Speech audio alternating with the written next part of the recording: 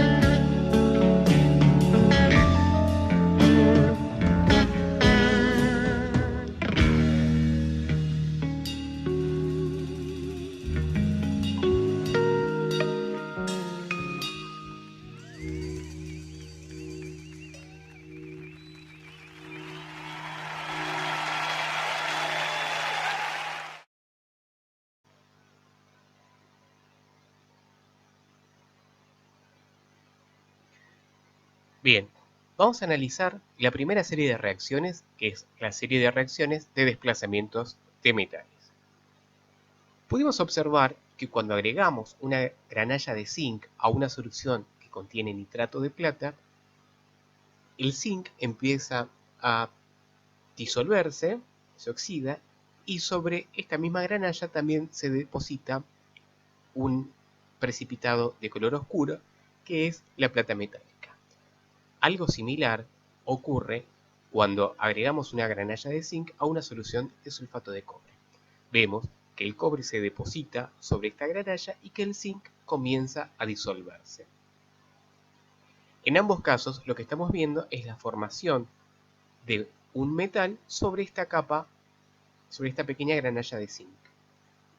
Cuando nosotros agregamos zinc a una solución que contiene ácido clorhídrico, vemos también que el zinc se oxida, mientras tanto el hidrógeno que está oxidado en forma de protones se reduce y se forma hidrógeno gaseoso, que nosotros lo vemos como una formación de un gas.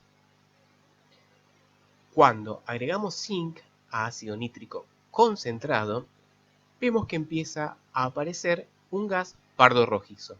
Este gas indica la presencia del dióxido, el color de este gas es característico del dióxido de nitrógeno. Mientras tanto, seguimos viendo que el zinc se oxida. En cambio, cuando trabajamos con ácido nítrico diluido, lo que vamos a ver es que ya no hay formación de dióxido de nitrógeno, sino que el nitrato pasa a reducirse formando amoníaco. Esto es importante tener en cuenta, ya que las distintas concentraciones van a producir distintos tipos de productos. ¿Qué pasa cuando analizamos el comportamiento del cobre? Al igual que veíamos en el caso del zinc, cuando nosotros trabajamos con cobre y nitrato de plata, sobre el metal cobre se deposita un precipitado oscuro que indica la presencia de plata. Cuando nosotros cuando ponemos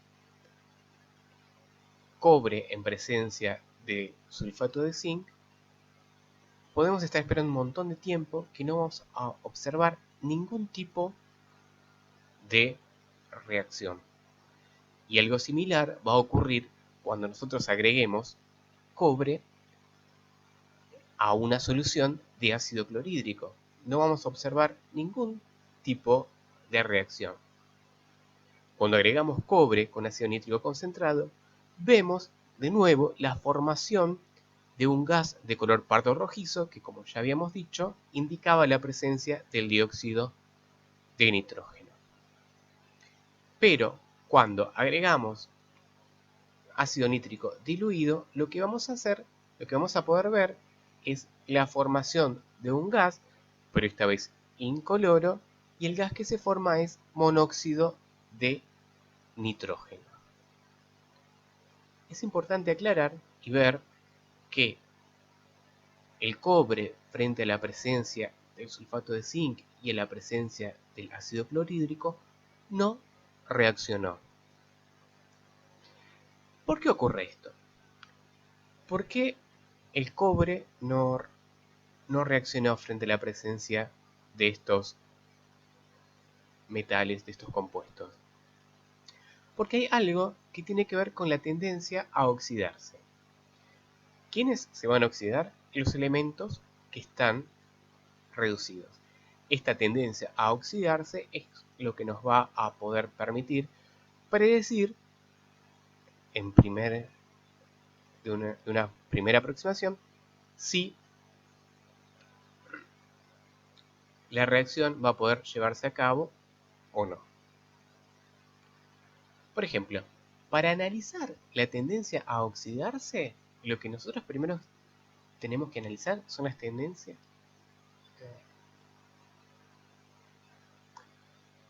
Para poder analizar la tendencia a oxidarse, lo primero que tenemos que analizar son las especies en sus formas reducidas.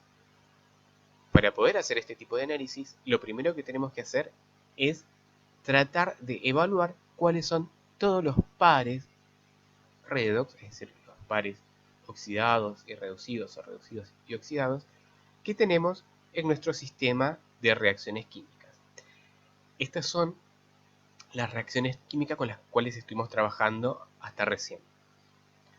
Los pares redox que podemos ver son los siguientes: el zinc metálico y el zinc más 2, el cobre más 2, la plata más, el hidrógeno y el ion hidronio, el dióxido de nitrógeno y el nitrato, el monóxido de nitrógeno y el nitrato, y el amoníaco y el nitrato.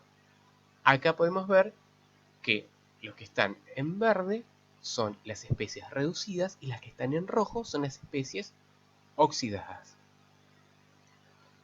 Para poder predecir qué es lo que va a pasar y armar una tabla con tendencias a oxidarse, tenemos que ir analizando caso por caso.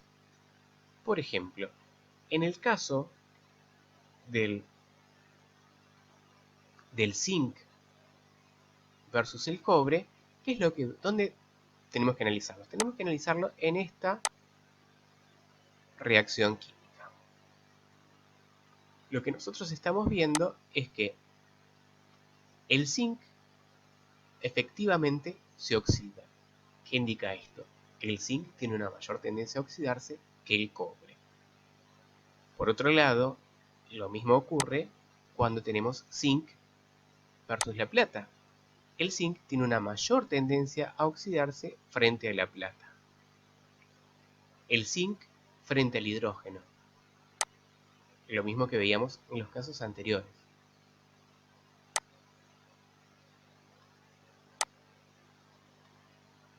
¿Qué es lo que pasa cuando analizamos cobre versus la plata? El cobre efectivamente se oxida mientras que la plata se reduce. De nuevo estamos viendo que la tendencia del cobre a oxidarse es mayor que la tendencia de la plata.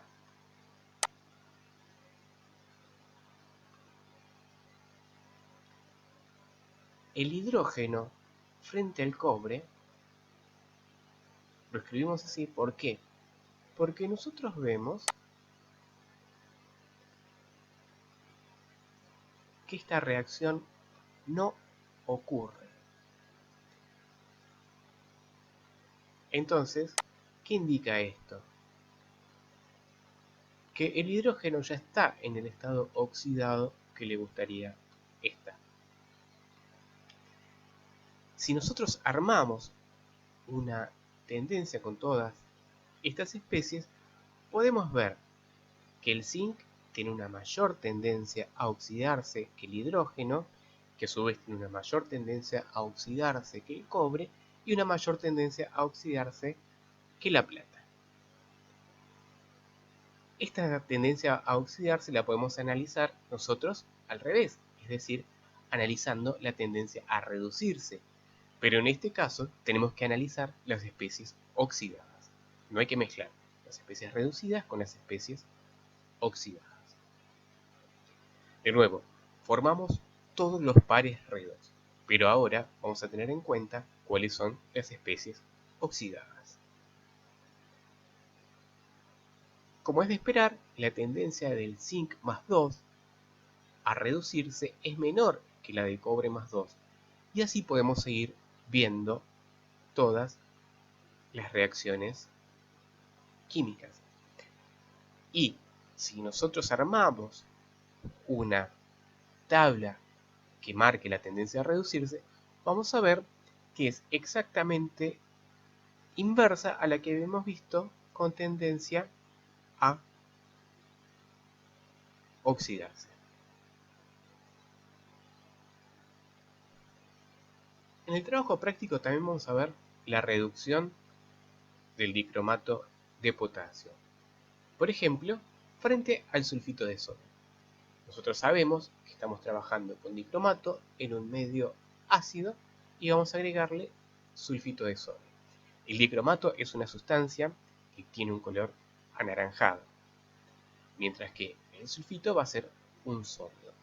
Cuando nosotros hagamos la reacción, vamos a ver que el dicromato va perdiendo, que la solución en realidad va perdiendo el color naranja característico y va tomando un color verde esmeralda.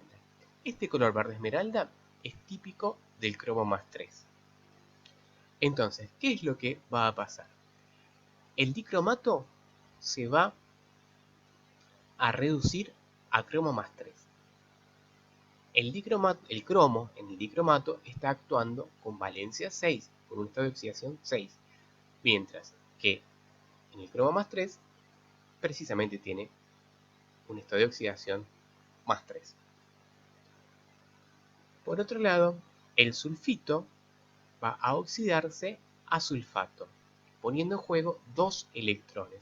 Es por eso que, teniendo en cuenta que ambas reacciones se están produciendo al mismo tiempo, el número de electrones que se ponen en juego tienen que ser exactamente los mismos en la misma reacción de reducción como en la de oxidación, y por eso multiplicamos por 3. Luego, hacemos la sumatoria total y podemos eliminar algunos de los miembros, algunas de las especies que tenemos a ambos lados de la reacción, tanto como reactivos como productos, como por ejemplo los protones y las aguas. Una vez que hacemos esto, nos queda la ecuación iónica balanceada y con el resultado de la ecuación iónica balanceada podemos llevar los coeficientes estequiométricos para poder balancear finalmente la ecuación molecular. Por ejemplo, esta ecuación nos dice que tenemos un solo dicromato que se va a oxidar a 2 cromo más 3. Vamos a poner un dicromato.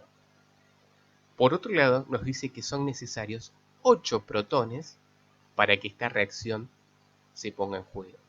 Estos 8 protones los vamos a poner como 4 ácidos sulfúricos, siendo el ácido sulfúrico el agente que me proporciona el medio ácido. Como cada ácido sulfúrico me proporciona 2 protones y yo necesito 8, ponemos 4. Luego ponemos 3 sulfitos, como marca la ecuación iónica, y el resto. Estos 2 cromo más 3 los vamos a poner acá, como 2 cromo más 3, formando parte del sulfato de cromo 3. Y luego seguimos completando con las aguas y los sulfatos. Una cosa a tener en cuenta es que esta especie que tengo acá, el sulfato de potasio, no me aparece en la ecuación iónica. Es un agregado que voy a tener que ponerlo para que la ecuación molecular esté balanceada. Frente al yoduro de potasio también vamos a ver el poder oxidante del dicromato. Como es un medio ácido, la reacción en la cual el dicromato pasa a cromo más 3 es exactamente la misma. Lo que cambia es la otra reacción, donde vamos a tener el yoduro que pasa a yodo 2. En este caso, como el producto que se forma es de un color marrón y el dicromato también tiene un color de la misma tonalidad, no exactamente igual, pero de la misma tonalidad, lo que vamos a hacer, vamos a agregar un solvente orgánico para que el yodo se disuelva en este solvente orgánico y vamos a poder analizar la presencia o no de algún producto. En este caso, al igual que el anterior, como tenemos en esta ecuación tenemos 6 electrones y en esta ecuación tenemos 2 electrones, vamos a tener que multiplicar la reacción segunda por 3 para que el número de electrones puestos en juego sea exactamente igual en la oxidación que en la reducción. Finalmente, multiplicamos, sumamos todo hacemos la simplificación de las especies y trasladamos estos coeficientes estequiométricos a la ecuación molecular. Luego, en el trabajo práctico también vamos a ver las reacciones del agua oxigenada. En primer lugar, como agente reductor, en medio ácido. Vamos a poner agua oxigenada o peróxido de hidrógeno frente al permanganato de potasio con algunas gotas de ácido sulfúrico para darle un medio. ¿Qué es lo que va a pasar? El agua oxigenada va a pasar a oxígeno. Esto nos vamos a dar cuenta porque vamos a ver la presencia de un gas en los tubos de ensayo. Y el permanganato de potasio va a pasar a manganeso más 2. El permanganato de potasio tiene un color violeta muy fuerte que cuando se reduce a manganeso más 2 pierde esa intensidad de color y pasa a ser de un color rosa muy tenue, casi incoloro en las condiciones de concentración en las cuales estamos trabajando. Una vez que multiplicamos por 5 y por 2 para que el número de electrones puestos en juego en las reacciones sean iguales, simplificamos y trasladamos los coeficientes estequiométricos a la ecuación molecular. Es importante tener en cuenta acá que el permanganato, cuando está en un medio ácido, se reduce a manganeso más 2. Esta es una característica del permanganato, distinta a la que ocurre cuando trabajamos con el agua oxigenada como agente reductor en medio alcalino. Para hacer este experimento vamos a agregar hidróxido de potasio, peróxido de hidrógeno y permanganato de potasio. Vemos que se forma de nuevo la presencia de un gas que indica la presencia de oxígeno y vamos a tener la presencia de un precipitado de color marrón. Este precipitado es el el dióxido de manganeso. Entonces, la reacción para el agua oxigenada la tenemos que balancear en medio alcalino, porque hemos agregado hidróxido de potasio y estamos trabajando en un medio alcalino. Por lo tanto, no va a ser exactamente igual a la que teníamos en el medio ácido. Y la reacción del permanganato de potasio también.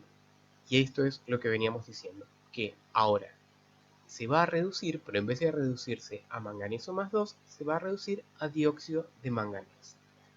Una vez que realizamos las multiplicaciones por 2 y por 3 y por 2 para tener el mismo número de electrones puestos en juego y simplificamos, vemos que ¿qué es lo que ocurre? El hidróxido de potasio, que yo lo había puesto en un principio del lado de los reactivos, una vez que he balanceado la ecuación iónica, me queda del lado de los productos. Entonces, ¿qué es lo que tengo que hacer yo para poder balancear la ecuación molecular? Me tengo que regir por lo que me dice la ecuación iónica. Y si la ecuación iónica me dice que tengo 2 oxidrilos del lado de los productos, en la ecuación molecular tendré que hacer lo mismo y respetarlo, quedándome de esta forma la reacción molecular balanceada así. Pero, ¿qué es lo que ocurre? El agua oxigenada tiene una tendencia a reducirse o a oxidarse que está en el medio de muchas sustancias. Estuvimos analizando recién la propiedad como agente reductor en medio alcalino y en medio ácido.